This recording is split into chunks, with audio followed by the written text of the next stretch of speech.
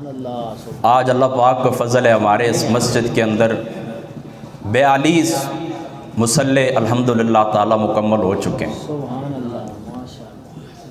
اللہ تعالیٰ کی ذات اقدس سے دعا ہے کہ اللہ تعالیٰ کی ذات مقدس یہ دن، یہ ماہ مقدس ہمیں بار بار نصیب فرمائے، اور اسی طرح اس مسجد کے اندر یہ قرآن کا سننا سنانا تادیر جاری رہے۔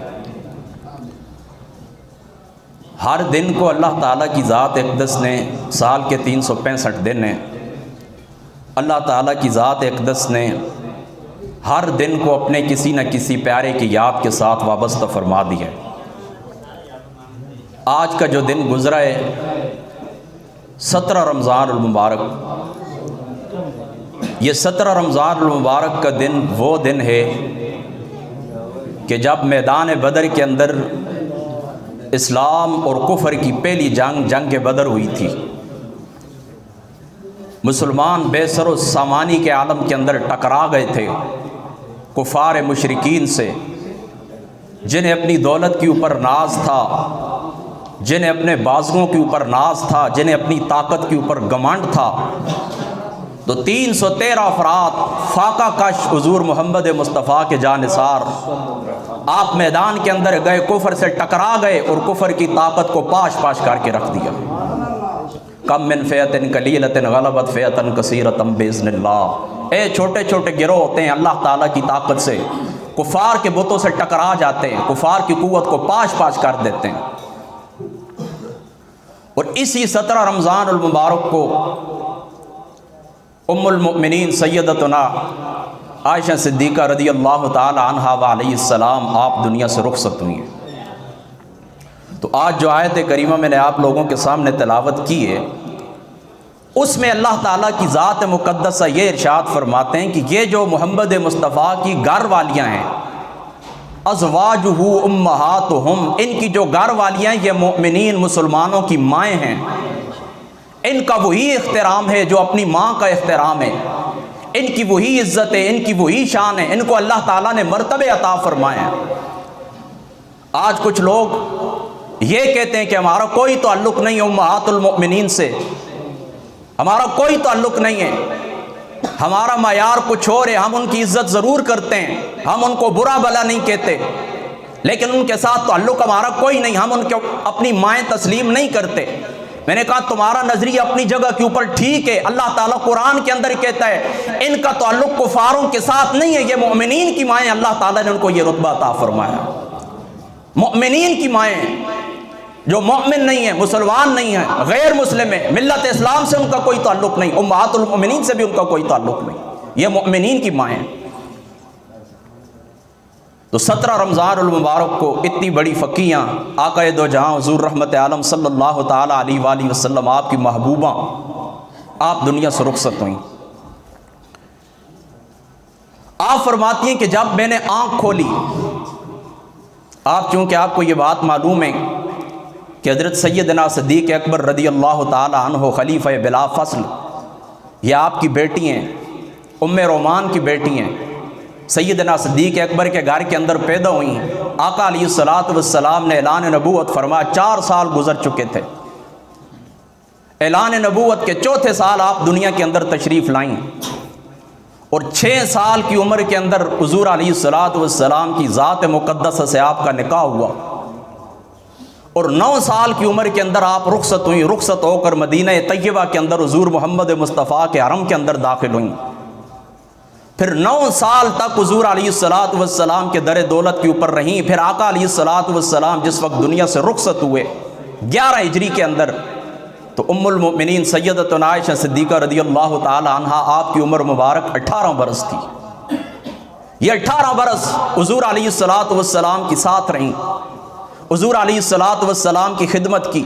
کبھی آقا علیہ السلام کو مسلح پکڑایا، کبھی آقا علیہ السلام کی مسواک مبارک کو چبا کر حضور محمد مصطفیٰ کو دی، کبھی حضور علیہ السلام کے لیے کھانا تیار کیا، کبھی حضور علیہ السلام کی ذات اقدس کے ساتھ سفر کیا، کبھی آقا علیہ السلام کی ذات اقدس کے ساتھ دوڑ لگائی، ریس لگائی۔ اس طرح آپ کی عمر مبارک گزری، اور شان یہ تھی کہ امام زہری رحمۃ اللہ تعالیٰ علیہ آپ فرماتے ہیں کہ اللہ تعالیٰ کی ذات مقدسہ نے اتنا مقام علمی عطا فرمایا تھا کہ حضور محمد مصطفیٰ کے بڑے بڑے اکابر صحابہ حضرت ام المؤمنین سے آ کر سوال کیا کرتے تھے، آپ انہیں فتویٰ دیا کرتی تھی۔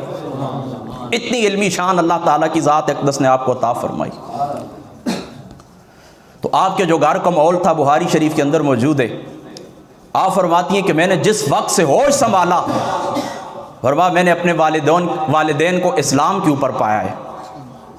میرے والدین مسلمان تھے، اسلام کی جو کرنیں تھیں جگمگا رہی تھیں، اسلام کی ابتدا ہو چکی تھی، آقا علیہ السلام اعلان نبوت فرما چکے تھے، سیدنا صدیق اکبر رضی اللہ تعالیٰ عنہ آپ حضور کے جانثار بن چکے تھے، ایمان لا چکے تھے۔ تو جب آپ پیدا ہوئی تو گھر کے اندر قرآن کی باتیں ہوتی تھیں، نبوت کی باتیں ہوتی تھیں، وحی کی باتیں ہوتی تھیں، ذات مصطفیٰ کے روح کا تذکرہ ہوتا تھا، آقا کے چہرے کی باتیں ہوتی تھیں، محمد مصطفیٰ کی زلفوں کی باتیں ہوتی تھیں۔ تو اس ماحول کے اندر آپ نے آنکھ کھولی ہے، اس ماحول کے اندر آپ جوان ہوئی ہیں، تو آپ خود سوچیں کہ اللہ تعالیٰ کی ذات اقدس نے کتنا علمی مقام آپ کو عطا فرمایا ہوگا۔ اللہ اکبر۔ یہ آقا علیہ السلام کی ایسی زوجاں تھیں کہ حضرت سیدنا عمرو بن العاص رضی اللہ تعالی عنہ آپ سوال کرتے ہیں اللہ تعالیٰ کے رسول سے، محمد مصطفیٰ صلی اللہ تعالیٰ علیہ وآلہ وسلم آپ کی ذات اقدس سے، کہ اے اللہ کے رسول آپ مجھے بتائیں کہ اس کائنات کے اندر آپ کو سب سے زیادہ محبوب کون ہے؟ تو آقا علیہ السلام کی ذات اقدس نے ارشاد فرما مردوں میں سب سے زیادہ محبوب مجھے ابو بکر ہیں، عورتوں میں سب سے زیادہ محبوب مجھے اپنی گھر والی عائشہ صدیقہ ہیں رضی اللہ تعالیٰ۔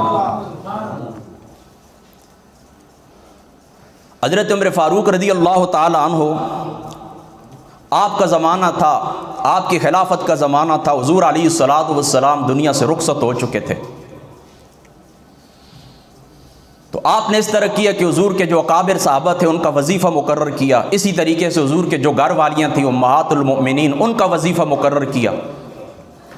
تو 10,000 درہم حضور کے گھر والیوں کو ان کا وظیفہ مقرر ہوا۔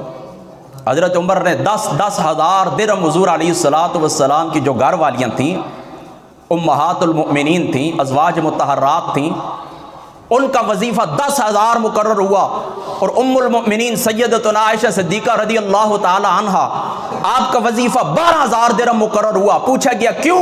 فرمایا یہ محمد مصطفیٰ کو سب سے زیادہ محبوب تھی، تو محمد مصطفیٰ کی محبوبیت کی وجہ سے ان کا وظیفہ باقی خواتین سے، باقی ازواج مطہرات سے زیادہ مقرر کیا گیا۔ تو اس سے ثابت ہوتا ہے کہ اسلام نسبتوں کا احیا کرتا ہے، کہ دیکھیں نا باقیوں کا 10,000 ان کا 12,000 کیوں؟ نسبت مصطفیٰ کی وجہ سے، کہ آقا علیہ السلام کو اپنی باقی ازواج سے یہ سب سے زیادہ محبوب تھی۔ تو ہم بھی یہی کہتے ہیں، ہم شخصیات کا احترام کرتے ہیں، کیوں کرتے ہیں؟ ہم اولیاء اللہ کا ادب کرتے ہیں، کیوں کرتے ہیں؟ کہ ان کی نسبت اللہ تعالیٰ کی طرف ہے، یہ اللہ تعالیٰ کے محبوب ہیں۔ باقیوں سے زیادہ ہم ان کا احترام کرتے ہیں اللہ تعالیٰ کی نسبت کی وجہ سے، کہ یہ اللہ کے ولی ہیں، اولیاء اللہ ہیں، اللہ تعالیٰ کے دین کی نصرت کرنے والے ہیں، اللہ تعالیٰ کے دین کی مدد کرنے والے ہیں، اللہ تعالیٰ کے دین کو پھیلانے والے ہیں، اس لیے ان کا احترام کرتے ہیں۔ اور یہ احترام ہم نے کہاں سے سیکھا؟ رسول اللہ کی سنت سے سیکھا ہے۔ آقا علیہ السلام نے کیا فرمایا؟ جامع ترمذی شریف کے اندر موجود ہے، حضور علیہ السلام نے فرمایا یہ جو یہودی تھے 71 فرقوں کے اندر بٹے ہیں، نصرانی 72 فرقوں کے اندر بٹے ہیں، اور میری امت 73 فرقوں کے اندر بٹ جائے گی۔ فرمایا کلہم فی النار الا ملۃ واحدہ، فرمایا سارے جہنم کے اندر جائیں گے لیکن ایک جماعت ہوگی جو جنت کے اندر جائے گی۔ فرمایا اللہ کے رسول آپ بتائیں وہ جماعت کون سی ہے؟ فرمایا ما انا علیہ واصحابی، جس راستے کے اوپر میں ہوں اور جس راستے کے اوپر میرے صحابہ ہیں ان کے پیچھے چلنے والے جنت کے اندر جائیں گے۔ اللہ اکبر۔ حضرت عمر فاروق رضی اللہ تعالی عنہ آپ نے اپنی بیٹی حضرت حفصہ کو نصیحت فرمائی، چونکہ حضرت حفصہ وہ بھی ازواج مطہرات میں سے، امہات المؤمنین میں سے، تو کچھ نہ کچھ گھر کے اندر ہو ہی جاتے ہیں معاملات آپس میں، تو اپنی بیٹی کو نصیحت فرمائی، حضرت حفصہ کو نصیحت فرمائی۔ کیا فرمایا؟ خبردار میری بیٹی، تم نے اس طرح کرنا ہے کہ حضرت ام المؤمنین عائشہ صدیقہ کی ریس نہیں کرنی، ان کا مقابلہ نہیں کرنا، فرما کیوں مقابلہ نہ کروں؟ فرما اس لیے کہ وہ سب سے زیادہ حسن و جمال والی بھی ہیں اور سب سے زیادہ آقا علیہ الصلوۃ والسلام کی ذات اقدس کو محبوب بھی ہیں۔ فرما ان کی ریس کس طرح ہو سکتی ہے؟ سب سے زیادہ حسین بھی ہیں اور سب سے زیادہ محمد مصطفیٰ کی ذات اقدس کو محبوب بھی ہیں۔ اور یہ روایت امام حاکم رحمۃ اللہ تعالی علیہ آپ نے مستدرک شریف کے اندر اس روایت کو نقل کیا ہے۔ ایک ہمسایہ تھا حضور علیہ الصلوۃ والسلام کی ذات اقدس کا، حضور کی ذات اقدس کے پاس آ کر کہنے لگے اللہ کے رسول میری آپ کی دعوت کرتا ہوں، آپ میرے گھر کے اندر تشریف لائیں کھانا کھانے کے لیے۔ تو آقا علیہ الصلوۃ والسلام کی ذات اقدس نے پوچھا یہ میری گھر والی ہے عائشہ، یہ بھی آئے گی؟ تو وہ خاموش ہو گیا۔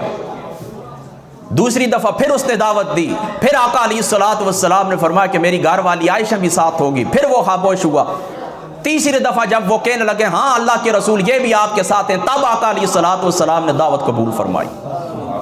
یعنی یہ آقا علیہ الصلوۃ والسلام کی اتنی لاڈلی اتنی محبوبہ بیوی تھی کہ آقا علیہ الصلوۃ والسلام نے ان کے بغیر دعوت ہی قبول نہیں فرمائی، ان کے بغیر دعوت کے اندر جانا ہی قبول نہیں فرمایا، ان کے بغیر کھانا تناول فرمانا ہی قبول نہیں فرمایا۔ یہ آپ کی محبت تھی ام المؤمنین سے، سیدتنا عائشہ صدیقہ رضی اللہ تعالیٰ عنہ آپ کی ذات اقدس سے۔ حضرت مجدد الفسانی رحمۃ اللہ تعالیٰ علیہ آپ دو قومی نظریہ کے بانی بھی ہیں۔ آپ رضی اللہ تعالیٰ عنہ آپ لکھتے ہیں مکتوبات کے اندر، آپ فرماتے ہیں کہ میرا طریقہ کار یہ تھا کہ میں کھانا پکاتا تھا اور جو ماحضر ہوتا تھا جو کھانا ہوتا تھا تو فرماتے ہیں کہ میں حضرت مولا مرتضیٰ شیر خدا علی المرتضیٰ رضی اللہ تعالیٰ عنہ آپ کی روح پاک کے اوپر، اسی طریقے سے حضرات حسنین کریمین کی روح کے اوپر، حضرت فاطمہ الزہرا رضی اللہ تعالیٰ عنہ علیہ السلام آپ کی روح مبارک کو تحفہ پیش کیا کرتا تھا، ان کے ثواب ان کو ایصال کیا کرتا تھا۔ یہ میرا معمول تھا پوری زندگی کا۔ تو یہ معمول تھا، کہتے ہیں اسی معمول کے اوپر میں چلتا رہتا تھا۔ فرماتے ہیں کیا دیکھتا ہوں کہ آقا علیہ الصلوۃ والسلام خواب کے اندر تشریف لائے، میں نے حضور علیہ الصلوۃ والسلام کی ذات اقدس کو سلام کیا تو آقا علیہ الصلوۃ والسلام نے اپنا رخ انور دوسری طرف پھیر لیا۔ آقا علیہ الصلوۃ والسلام نے میرے سلام کا جواب نہیں دیا۔ تو میں نے پوچھا اللہ تعالیٰ کے رسول ناراضگی کی وجہ کیا ہے؟ آپ کیوں ناراض ہیں مجھ سے؟ تو آقا علیہ الصلوۃ والسلام کی ذات اقدس نے فرمایا میں جو کھانا کھاتا ہوں صرف عائشہ صدیقہ رضی اللہ تعالیٰ عنہ آپ کے گھر سے کھاتا ہوں۔ کیا مطلب کہ تم اس طرح کرتے ہو، میرے بچوں کو تو یاد کرتے ہو، میری گھر والی کو یاد کیوں نہیں کرتے؟ یعنی جس وقت تم اس طرح کرتے ہو، تحفہ پیش کرتے ہو، ایصال ثواب کرتے ہو، گھر کے اندر ایصال ثواب کی محفل کرتے ہو، تو تم میرے بچوں کو یاد کرتے ہو، میری آل کو یاد کرتے ہو، آل بیت کو یاد کرتے ہو، میری گھر والوں کو یاد کیوں نہیں کرتے؟ اشارہ اس طرف تھا۔ تو آپ فرماتے ہیں بس اس کے بعد فرماتے ہیں کہ میں نے جو ایصال ثواب کرنا ہوتا تو اس کے بعد آل بیت مصطفیٰ کے ساتھ ازواج مطہرات یعنی امہات المؤمنین اور بالخصوص سیدتنا عائشہ صدیقہ رضی اللہ تعالی عنہا فرماتے ہیں آپ کی روح کے اوپر بھی میں ایصال ثواب کیا کرتا ہوں۔ آپ کو یہ بات معلوم ہے اچھے طریقے سے کہ جو منافقین تھے انہوں نے آپ کے اوپر تہمت لگائی تھی۔ حضور علیہ الصلوۃ والسلام کی جو گھر والی تھیں سیدتنا عائشہ صدیقہ رضی اللہ تعالی عنہا آپ کے اوپر تہمت لگائی تھی۔ تو آقا علیہ الصلوۃ والسلام کی جو ذات مقدسہ تھی حضور علیہ الصلوۃ والسلام خاموش رہے۔ بخاری شریف کے اندر موجود ہے حضور علیہ الصلوۃ والسلام نے فرمایا واللہ ما علمت علی اہلی الا خیرا، فرمایا میں اپنے گھر والوں کے متعلق جانتا ہوں کہ وہ بہت بہتر ہیں، بہت سچے ہیں، بہت اچھے ہیں، بہت پاکیزہ ہیں، میں جانتا ہوں اپنے گھر والوں کے متعلق۔ لیکن حضور علیہ الصلوۃ والسلام کی ذات اقدس خاموش رہے، ان کو کوئی جواب نہ دیا۔ جواب دینا چاہتے تو دے دیتے، لیکن منافقین پھر اپنی جو زبانیں تھی وہ زبانیں دراز کرتے کہ اپنے گھر والی تھی، اس لیے آقا علیہ الصلوۃ والسلام نے سائیڈ لی۔ آقا علیہ الصلوۃ والسلام چپ رہے تو بخاری کی روایت کے مطابق امہات المؤمنین میں سے سیدتنا عائشہ صدیقہ رضی اللہ تعالی عنہ آپ کی طہارت اور تقوی کے اوپر اللہ تعالیٰ نے قرآن کی 10 آیات بینات نازل فرما دی۔ دیکھیں نا حضور فرما دیتے، ان کی سچائی بیان فرما دیتے تو یہ حدیث بنتی، یہ سنت بنتی۔ تو آج پھر چم گوئیں ہوتی کہ یہ سنت حدیث جو ہم تک پہنچی ہے یہ ضعیف ہے یا صحیح ہے، کس درجے کی ہے؟ لیکن اللہ تعالیٰ نے قرآن اتار دیا آپ کی شان کے اندر. اب قیامت کی صبح تک قرآن کا جو قاری ہے امہات المؤمنین کی طہارت، امہات المؤمنین کا تقوی مصلی کے اوپر کھڑا ہو کر تلاوت فرماتا رہے گا.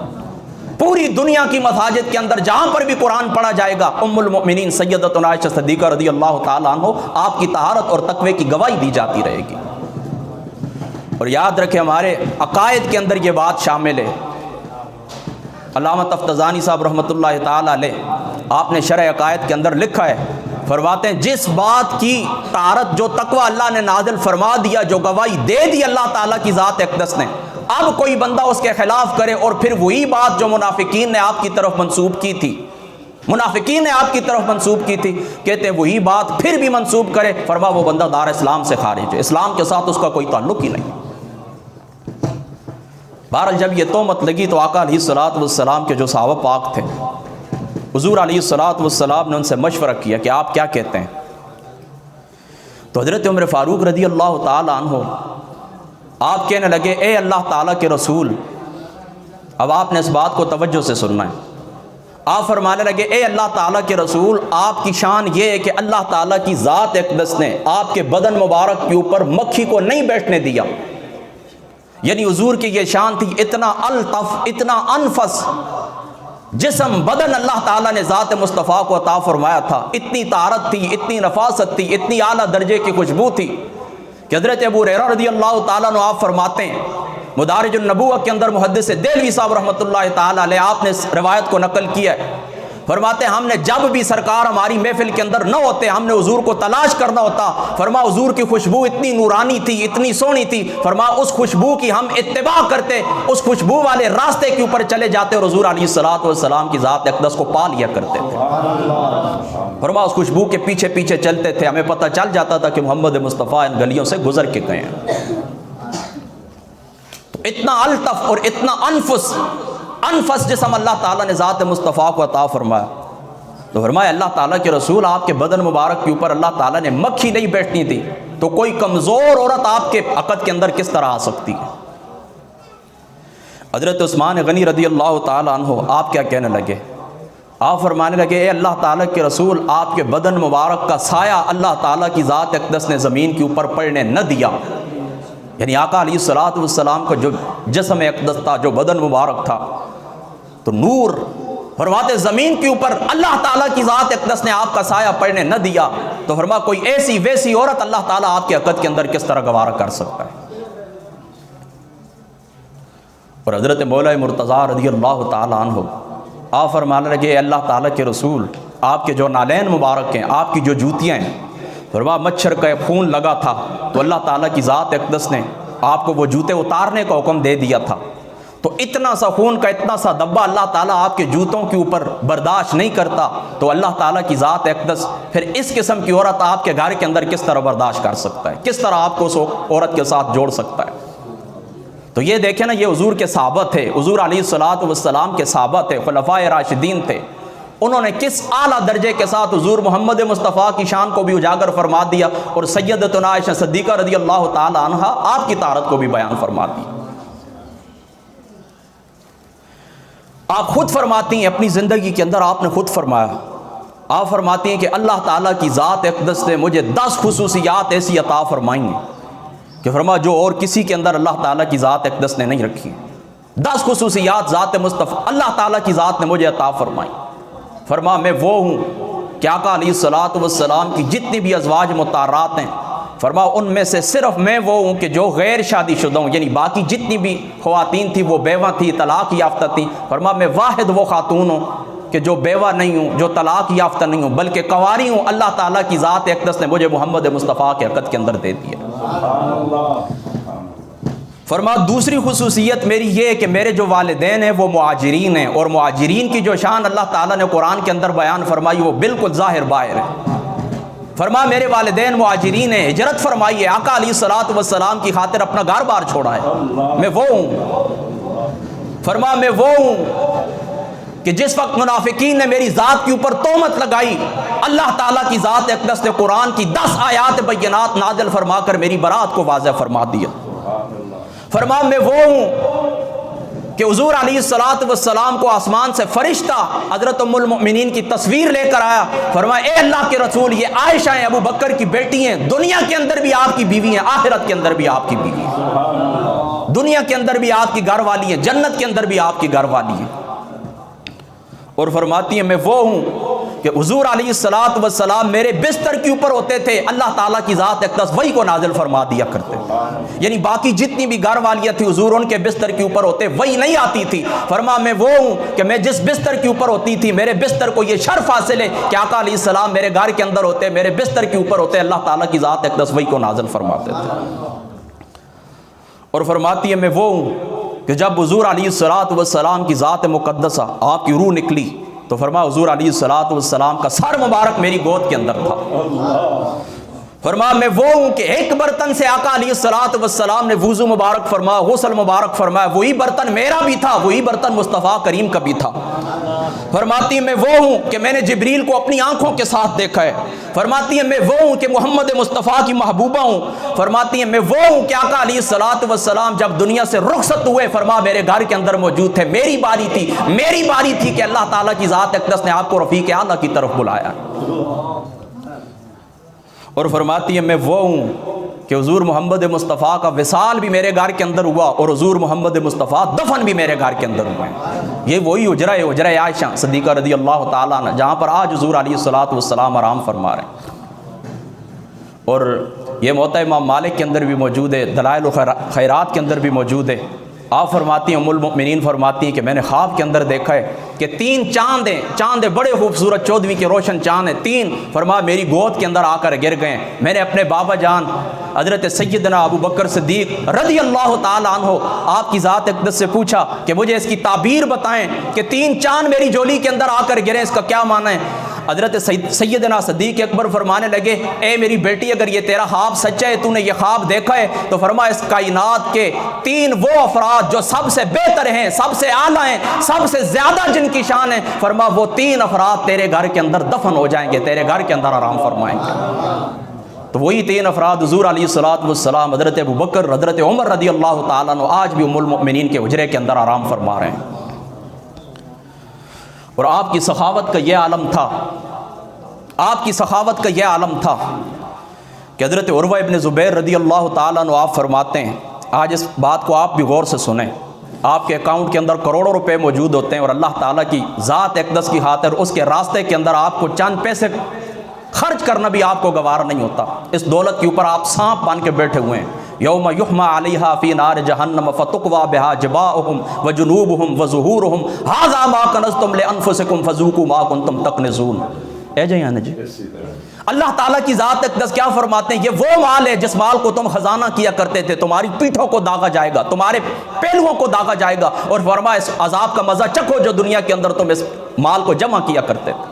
مال اللہ پاک دے، اللہ پاک کی عظیم نعمت ہے۔ قرآن کے اندر خدا تعالیٰ کی ذات اقدس نے مال کو، دنیا کو، پراپرٹی کو اللہ تعالیٰ نے اپنا فضل قرار دیا ہے، لیکن یہ تمہارے پاس اللہ تعالیٰ کی امانت ہے، جو اس مال کے اندر خدا نے حقوق رکھے ہیں ان حقوق کو تم نے ادا کرنا ہوگا۔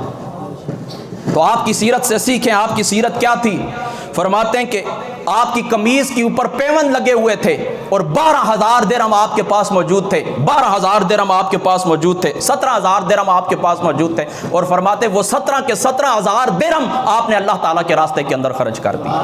دیکھیں اپنے جسم کے اوپر، اپنے کپڑوں کے اوپر پیوند لگے ہوئے ہیں، اس کے باوجود ان 17,000 درہم میں سے 1 درہم بچا کے نہیں رکھا، سارے کے سارے اللہ تعالیٰ کے راستے کے اندر خرچ کر دیے۔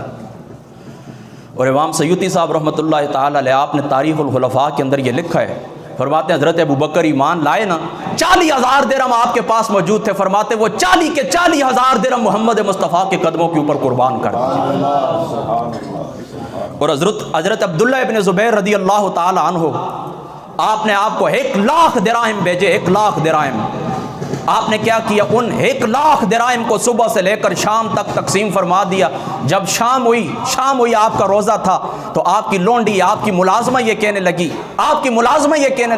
فرمانے لگی اے ام المؤمنین کچھ دراہم بچا کے رکھ لیتی، آپ کی افطاری کے لیے کچھ منگوا لیتے ہیں۔ فرماتے اگر تم مجھے پہلے یاد کرواتی تو پھر میں رکھ ہی لیتی، لیکن اب میں اللہ تعالیٰ کے راستے کے اندر خرچ کر چکی ہوں۔ فرمایا اتنا خیال بھی نہیں ہے کہ میرا روزہ 1,00,000 درہم اپنے پاس موجود ہیں، اسی وقت اللہ تعالیٰ کے راستے کے اندر تقسیم فرما دیے۔ اور یہ آپ کا مقام ہے، یہ آپ کا مرتبہ ہے۔ اب میں بات کو میں بھی اختتام کی طرف لے کے چلتا ہوں۔ بہرحال یہاں پر ایک بات آپ ذہن کے اندر رکھ لیں، ہمارے جو سروں کے تاج ہیں حضرت قبلہ پیر نصیر الدین نصیر صاحب رحمۃ اللہ تعالیٰ علیہ، آپ نے ایک بڑا سونا جملہ بولا ہے۔ آپ فرماتے ہیں کہ تم لوگ حضرت ام المؤمنین عائشہ صدیقہ رضی اللہ تعالیٰ عنہ آپ کا مقام کیا تلاش کر سکتے ہو؟ فرماتے ہیں اللہ تعالیٰ کی عزت کی قسم، میں جس وقت مدینہ کے اندر گیا ہوں تو فرماتے ہیں میں آپ کی جو لونڈی تھی جس کا نام بریرہ تھا، فرمایا اس کی قبر تلاش کرتا رہا، اس کی قبر تلاش کرتا رہا۔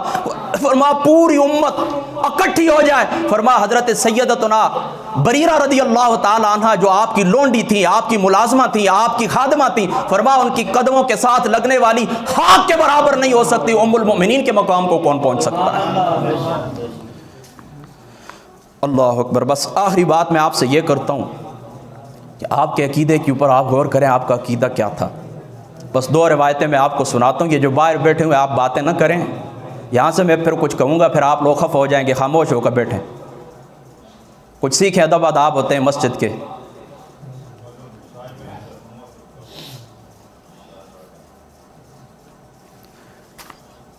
حضور علیہ الصلوۃ والسلام آپ کی جو ذات مقدس تھی، آپ کی وفات ہو گئی، آپ دنیا سے چلے گئے، حضور چلے گئے۔ آپ کو میں بتا چکا ہوں کہ حجرہ آپ کے جو ام المؤمنین کا حجرہ تھا، اسی جگہ جہاں پر حضور کا وصال ہوا ہے وہاں پر آپ کو دفن کیا گیا، آپ کا حجرہ مبارک تھا، آپ کا گھر تھا۔ تو آپ پتہ ہے کیا کرتی، اپنے حضور علیہ السلام جس وقت دفن ہوئے نا تو آپ جاتی ہیں، آپ کے مزار پاک کے اوپر حاضر ہوتی نا تو عام لباس کے اندر ہی، یعنی گھر کے اندر جو لباس پہنا جاتا ہے بس اسی لباس کے ساتھ آپ حاضر ہو جاتی۔ پھر آپ کو پتہ ہے کہ حضور کی ذات اقدس کے بعد پھر 6 مہینے بعد حضرت ابوبکر، 2 سال بعد حضرت ابوبکر بھی دنیا سے چلے گئے، تو وہ حضور کے پہلو کے اندر دفن ہوئے ہیں۔ پھر بھی آپ کا انداز وہی تھا، آپ اسی طرح اس عام لباس کے اندر حاضر ہو جایا کرتی تھی۔ پھر جس وقت حضرت سیدنا عمر فاروق رضی اللہ تعالی عنہ آپ دنیا سے رخصت ہوئے، یہ مسند احمد کی روایت ہے، آپ رخصت ہوئے دنیا سے، تو آپ پھر اس طرح کرتی کہ صحیح کس کے اپنے سار کے اوپر دوپٹہ رکھنا، اور پورے پردے کا اہتمام، جس طرح بندہ گھر سے باہر جاتا ہے پردے کا اہتمام کرتا ہے، آپ پھر حالانکہ اپنا ہی گھر تھا، اپنے قبر کے اندر حاضر ہوا، اس قبر کے اوپر حاضر ہوا کرتی تھی۔ تو آپ سے سوال ہوا، حضرت ابوبکر پڑے ہوئے ہیں، حضور علیہ الصلوۃ والسلام کی ذات اقدس جب تک تھے تو آپ اس طرح کرتی تھی، پردے کا اتنا خاص اہتمام نہیں کرتی تھی مکمل، تو اب کیا ہوا، حضرت عمر دفن ہوئے تو آپ اس طرح کرتی ہیں کہ پردے کا اہتمام کر کے جا رہی تھی۔